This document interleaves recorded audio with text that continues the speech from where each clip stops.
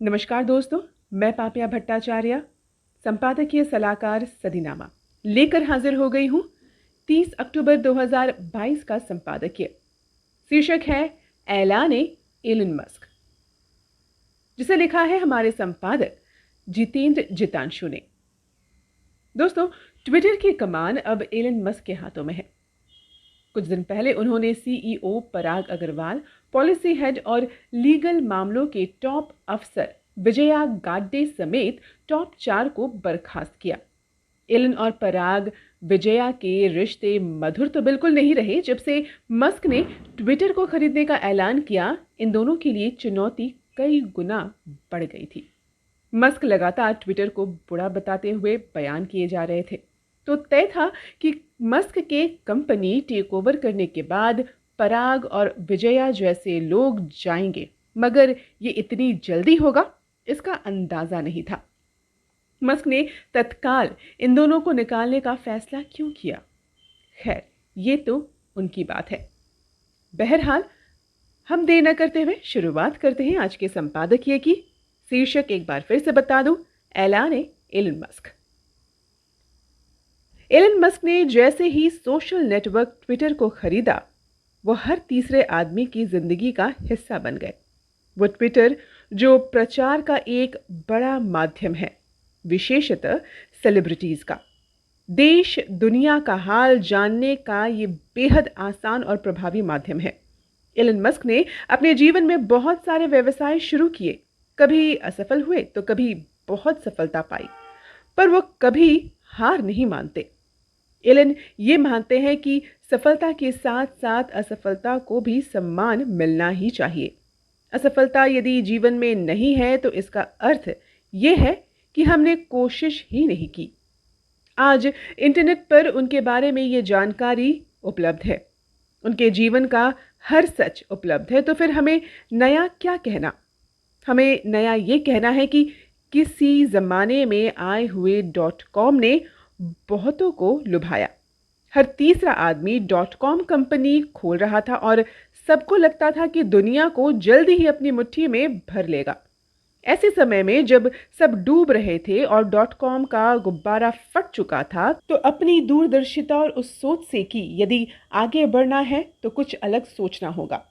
1990 के दशक में इंटरनेट आर्काइव पर देखे गए .com बूम में अपने छोटे भाई किम्बल मस्क ने के साथ Zip2 नामक एक इंटरनेट व्यवसाय शुरू किया।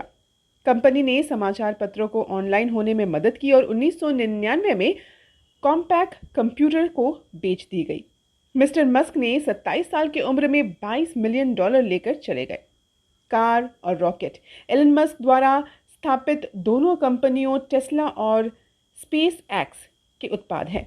2008 मॉडल रोडस्टर का इस्तेमाल पहले मस्क द्वारा काम करने के लिए किया जाता था, जो अंतरिक्ष में पहली उत्पादन कार है।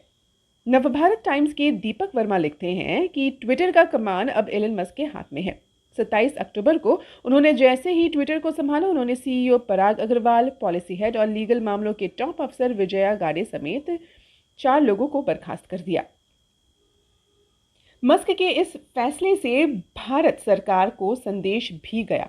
भारत में एलन मस्क की कंपनियों की राह आसान कतई नहीं रही। फिर चाहे वो टेस्ला के लोकल प्लांट्स की बात हो या स्टारलिंक सैटेलाइट के जरिए इंटरनेट की। मस्क और भारत के बीच अक्सर टकराव होता आया है, पर ट्विटर के लिए भारत सबसे बड़े बाजारों में से एक भी है। जनवरी 2022 में इस माइक्रो ब्लॉगिंग साइट पर 23.6 मिलियन भारतीय यूजर्स थे। दुनिया के तमाम देशों के लिए जिनके पास सुई बनाने की सुविधा नहीं, लोग इंटरनेट पर व्यस्त हैं। भारत जैसे देश जहां एक ऊर्जा नीति नहीं है, हर राज्य बिजली खरीदना चाहता है, बनाना नहीं, यहां मस्क रास्ता खोज लेंगे। भारत सरकार कह रही है कि ट्विटर का मालिक बदलने से कोई असर नहीं पड़ेगा, पर ऐसा नहीं होगा। हमारी सरकार ये भी कहती है कि कंपनी को पहले की तरह स्थानीय कानूनों का पालन करना होगा। मंत्री राजीव चंद्रशेखर ने कहा कि किसका मालिक कौन है, इससे सरकार को क्या लेना देना। हमारे कानून और नियम प्लेटफॉर्म्स पर लागू होते हैं, फिर चाहे उसका मालिक कोई भी हो। सच ये भी है कि ट्विटर के भारत सरकार से रिश्ते ठीक नहीं हैं। 2021 में कुछ ट्वीट्स और अकाउंट्स हटाने को लेकर कंपनी ने भारत सरकार से मोर्चा ले लिया था। हालात इतने बिगड़ गए कि ट्विटर इंडिया के टॉप अधिकारियों पर गिरफ्तारी का तलवार लटक रही थी। इसी साल जुलाई में ट्विटर ने कर्नाटक हाई कोर्ट में भी ये याचिका डाली थी कि उसे केंद्र सरकार की ओर से जारी ब्लॉगिंग के आदेशों में से कुछ से छूट दी जाए। मस्क ने जुलाई 2022 में कहा था कि भारत ट्विटर को लेकर तीसरा सबसे बड़ा बाजार है। ट्विटर के साथ चली कानूनी लड़ाई में मस्क ने भारत में चल रहे केसों का भी हवाला दिया। मस्क ने यही आरोप लगाया था कि दूरदर्शिता ने भारत सरकार के खिलाफ खतरनाक कानूनी प्रक्रिया की शुरुआत की। मस्क के मुताबिक ये दूरदर्शी संघ उनके समझौते का उल्लंघन था। ट्विटर ने इससे इनकार किया। इस मामले में अगली सुनवाई 16 नवंबर को होनी है। असल में तीसरी दुनिया के देशों को झटके खेलने की मजबूरी है। बाकी समय बताएगा। आमीन।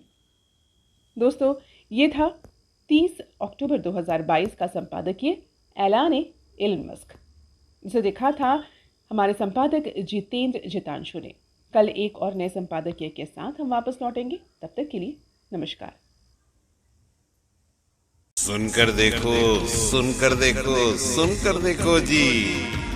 ममता राहुल मोदी बोले, लिखे जितेंद्र जी।